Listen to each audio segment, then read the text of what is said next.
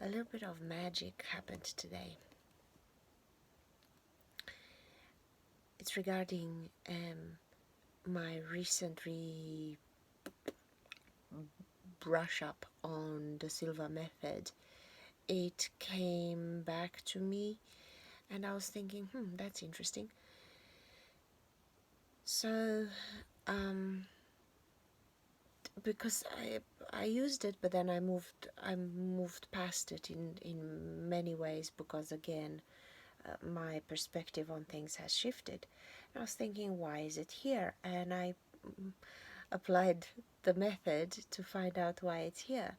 And as I woke up today, the first thing I wanted to do as I woke up was to read in the Silva Method Ultramind system book, something like that. And the very next page, so from where I left the book previously to the page that I came to now, was talking about... Now, when I opened the book the first time, the first thing that came into my head is that I need to share this with my downstairs neighbor. So it happens that she is suffering of an ailment, but we're not very close. She's my landlady as well, so we are in very good speaking terms, but we're not like sharing endless cups of tea and so on, so we're just neighbors and so on. So I was thinking, it's a little bit rude. I'm not comfortable to just go and barge in and say, oh, by the way, here is what I know, and you should use this to heal yourself. I just thought, nah, it's absurd. So that was yesterday. So this morning I'm waking up and I'm trying to think, okay, which way do I start my day and so on. So I'm drawn to the book. As I said, the very next page talks about a lady pretty much describing the circumstance of my neighbor and landlady with the same ailment. And I was like, okay, regardless of what she thinks of me, I really have to run downstairs and tell her. So I texted her and I said, okay, do you have time? I need to share something with you. So this is why the book came back to me.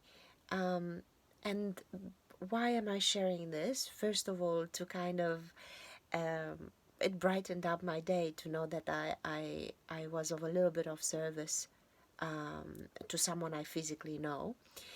But also this then made me, I was hyped up about it, and I was really happy because she was already doing something similar, but not as structured and not as helpful as the Silva technique. So I really wanted her to, well, not me, Spirit obviously, had it in mind that through one way or another, she has to hear about it. And what she does from here, obviously, it's up to her. I don't know.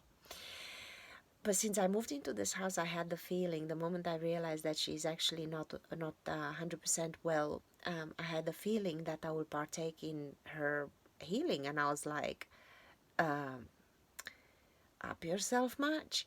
So I was like, I've gone, like, I just didn't know where this feeling was coming from. I was always into meditation and things like that, but they're not things that I would go to a person and shove it down their throat. Hear me out, this is what I do, and blah, blah, blah. No, I drink tequila, I smoke, and I party when I meet with people, or in the case of my neighbors, obviously, I'm being whatever neighborly it's supposed to mean. So anyway, I wasn't doing too much with it, but I had the feeling, and it was quite amazing to have the opportunity. So I don't know if this is it. I don't know if the work that I'm doing will energetically charge her house as well, because my house is definitely charging up. So another thing that happened, this drew me to the water glass Silva, in the Silva method. One of the tools that they use is to charge up the water glass, and as I said, I'm using this all the time. But I failed to mention how I actually do it, because whoever follows me, or if this is the first video you watch of me, do check the rest out, because I talk about I run my life from retrocausality. So I'm obviously not believing in what I do now, what I say on my water, or whatever I'm charging affects my tomorrow. I know for a fact that the simple fact that I believe in something like my water wanting to benefit me, my dreams wanting to benefit me, and so on, the very thing that I want this um, implies that these things want to benefit me, and I'm just kind of channeling their desire to come and partake in my everyday life. So the way I charge things is no longer by the Silva method. I say that something is charged by really knowing that, and this is what I want to talk about. What if you don't have to charge your glass of water with your intention, or your chicken soup with your intention, or your whatever it is that you're charging with your intention? What if you see it the way I see it? Everything, it's already charged with the desire to contribute in incredible ways into your life, more than you would even be capable to think and put as a charge on it.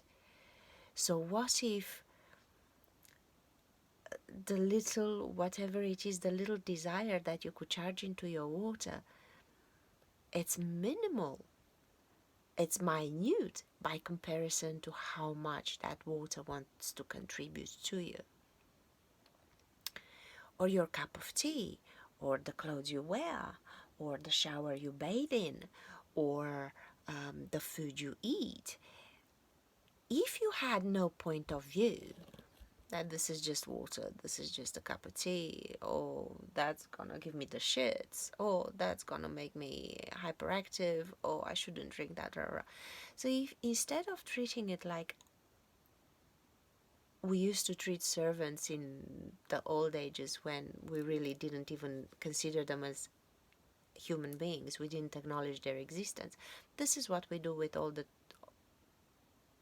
things around us, that they have their consciousness. That's why the idea of charging them comes from in the first place. They have their consciousness. What if we take this point of view away, that everything around us is more or less inanimate, an inanimate object? What if we go beyond wanting to charge them with whatever intent we are capable of conjuring? And what if instead we remove all our points of views and just literally live our lives with our objects in a perpetual wonder on how do they wish to contribute? Instead of charging your glass of water by the Silva method, why don't you say, I know you can contribute to me, I know that you are here to serve, surprise me today. What can you bring? What magic can you be today? A solution to my problems, a solution to my healing, a solution to my, or whatever. If I had no point of view that you're inanimate, that you can't affect me in any way other than quench my thirst, if I had no point of view, how could you contribute? How far would your contribution, like, how can you surprise me today? What can you bring to my life that I wouldn't even think to ask? And this is how I charge my things. This is what I call when I say, I said in a video that I'm charging my setting sprays, my makeup setting spray, and so on. And now that I've been reminded of the Silva methods of charging things, I just reignited the magic in the things around me, and I was like, you know what, I'm gonna put this on steroids, and I'm gonna just remove my point of view and put my limited little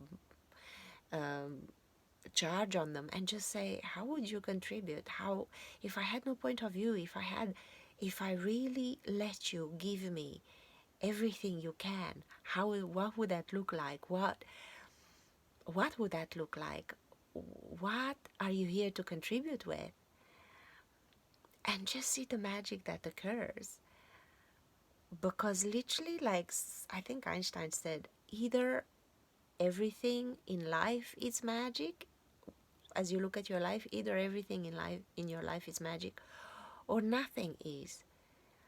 I know for a fact that everything is. I know for a fact that everything is. But because the mundane sets course in my daily routine as well, I forget. I forget and I go into the humdrum of this lame-o, no miracle life, because programming still has a hold over me. But this finding of the book, this event this morning when I woke up, my landlady was totally buzzing, and I was having like floods and floods of goosebumps all over me as I was telling her. So yeah, what magic can we let happen if we just get out of the way, but acknowledge? Because if we don't acknowledge, we wouldn't observe it anyway. So by the question, you open the door, but make sure you remove your points of view, all of your points of view. That, what is that? And come on, open your mind a little bit. Everything is conscious. Everything has consciousness, and we were told we have dominion over all things. What does that mean?